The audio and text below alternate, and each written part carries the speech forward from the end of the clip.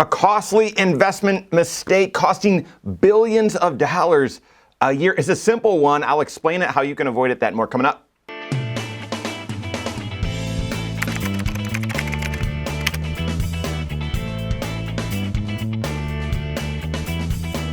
My name's Mike Bernard. I'm the host of the Wise Money Show. I'm also one of the certified financial planners right here at Korhorn Financial Group. Make sure you hit that subscribe button, turn on notifications, and smash that thumbs up button. Friend of mine, we coach baseball together.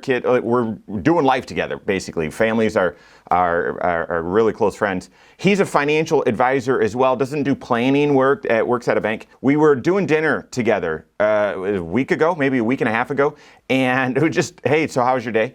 And he was like, oh, I had the most bizarre day. An individual, a client of the bank's, called in to him and said, I'm going to transfer my IRA out because it really hasn't been performing, hasn't been doing much, so I'm just gonna move it. And so he said, oh, okay, let me see if I can help you, blah, blah, blah. And he looked, it was a small account, 25 grand. But when he looked at it, the money wasn't invested. It was sitting in cash and had been in cash since the old financial advisor at the bank rolled the money over 5 years ago. It's been sitting in cash. No wonder it hasn't been doing anything. And this client, this individual, was frustrated because it's just been sitting in cash. And so he had to work with her on, hey, was it supposed to be sitting in cash? She said no. He said, well, what were the investment instructions? The previous employee here was the one that dealt with it. I don't have any of those notes.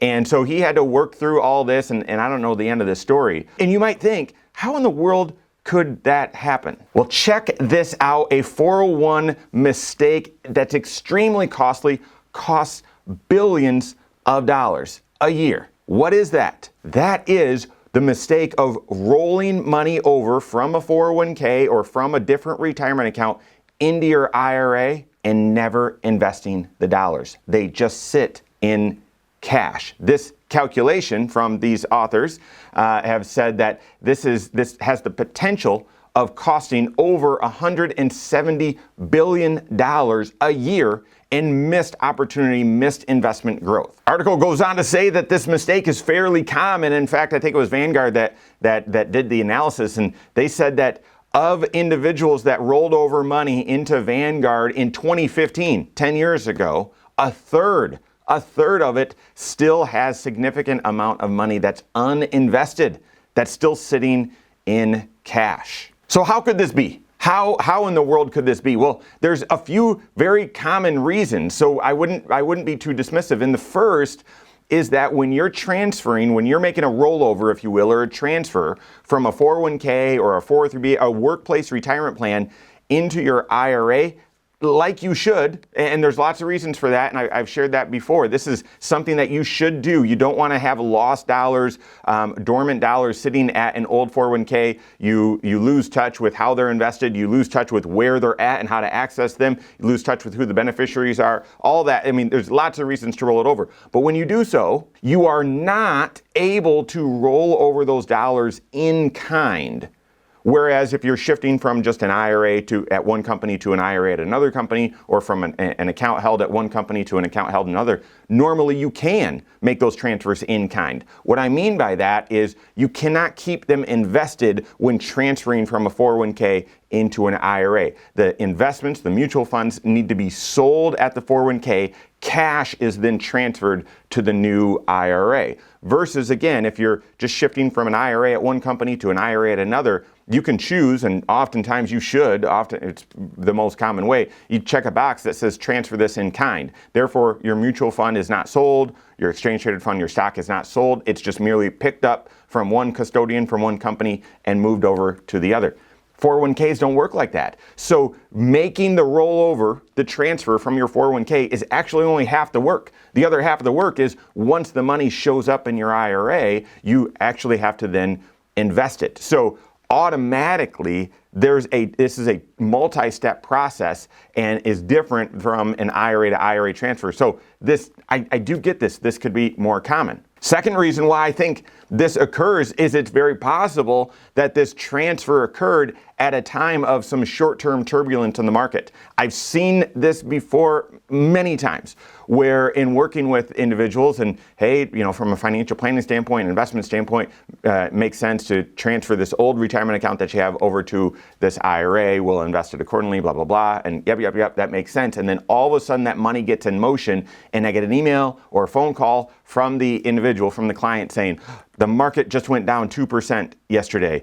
Let's hold off. Let's not do anything just yet. If this market decline continues, let's just leave it in cash. We'll be better off and we'll buy it later. And you have to talk about the daily ups and downs of the market. I've shared this with you before. One of my favorite statistics of investing is that when you look at the stock market on a day-to-day basis, it's about a 50-50 chance whether it's going to be positive or negative. But when you stretch that out to a month or to a quarter or to a year or to 3 years, 5 years, 10 years, the odds just continue to go up and up and up, higher and higher and higher, that when you expand your time horizon, your viewpoint, the odds of the market being higher over that amount of time is significantly better. 70-some percent, 74% of all years in the stock market are positive. And therefore, I understand if you're making this transfer and all of a sudden there's some turbulence in the market, you might say, wait a second, what should we do? But listen, that's going to happen.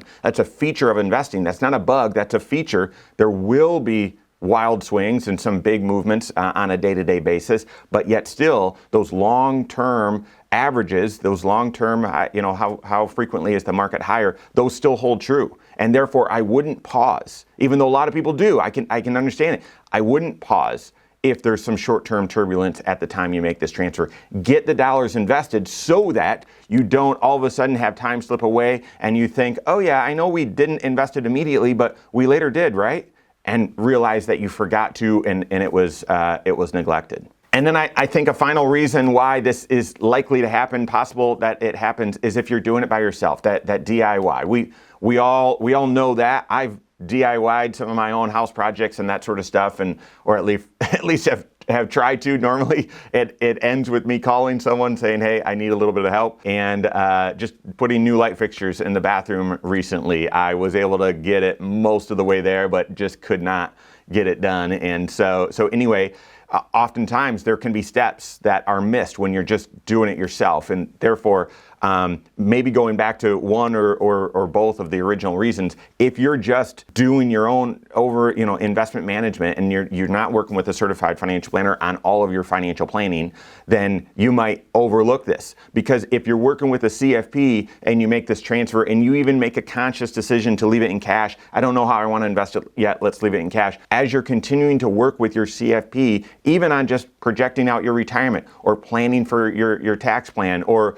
updating your estate plan, you're going to be, or your CFP is going to be looking at how those dollars are invested and saying, wait a second, these dollars are still in cash. Does that make sense? And looks like there's some work that needs to be done here. Work with your certified financial planner. This mistake is extremely costly, billions of dollars a year in missed investment opportunity, but easily avoidable. Work with your CFP on that. If you don't have a CFP on your team, you can contact one on my team. Find us online, Korhorn.com. That's Korhorn with K, wisemoneyshow.com. You can find us there as well, or give us a call, 574-247-5898. All right, there you have it. Go out and take your next wise step in your financial life.